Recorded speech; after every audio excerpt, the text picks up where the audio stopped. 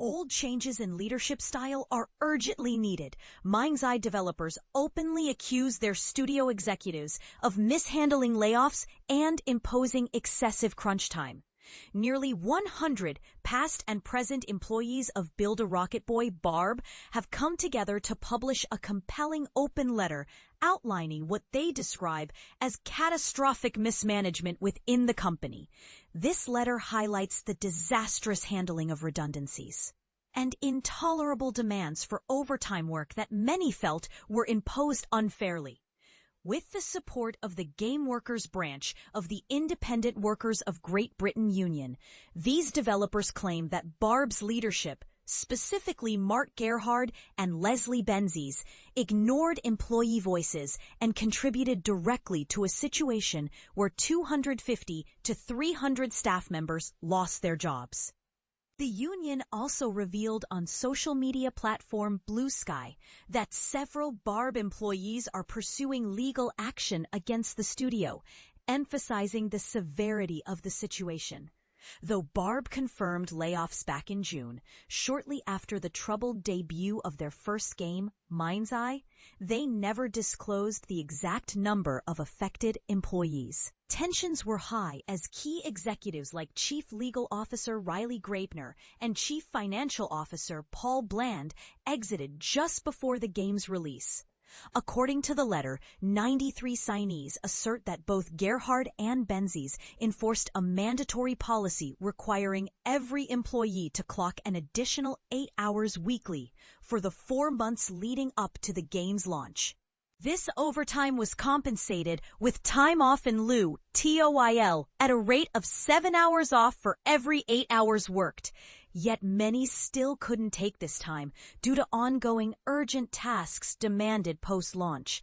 Adding to the frustration, the redundancy process was allegedly mismanaged, causing widespread distress and confusion.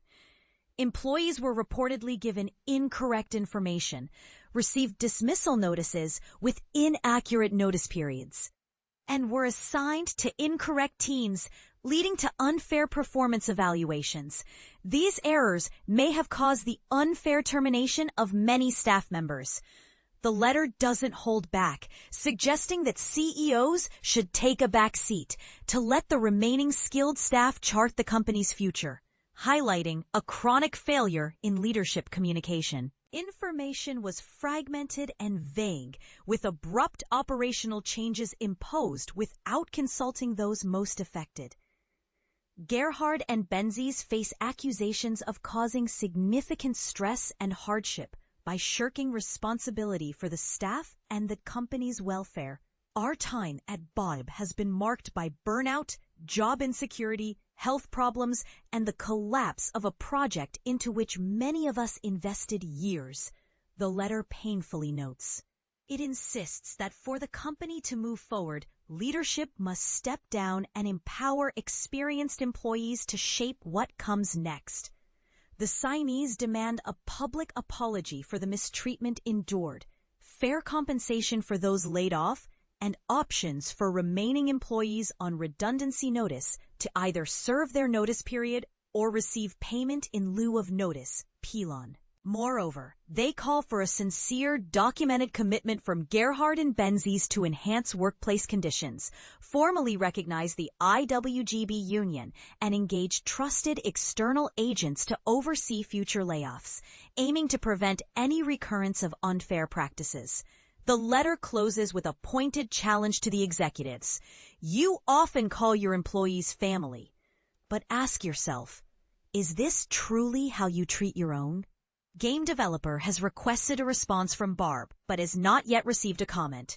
About the author, Chris Kerr is senior editor for news at GameDeveloper.com and an award-winning journalist with over 10 years of industry experience. His reporting has appeared in prestigious outlets such as Edge, Stuff, Wireframe, International Business Times, and PocketGamer.biz. He has covered major gaming events worldwide, including GDC, PAX Australia, Gamescom, Paris Games Week, and Develop Brighton,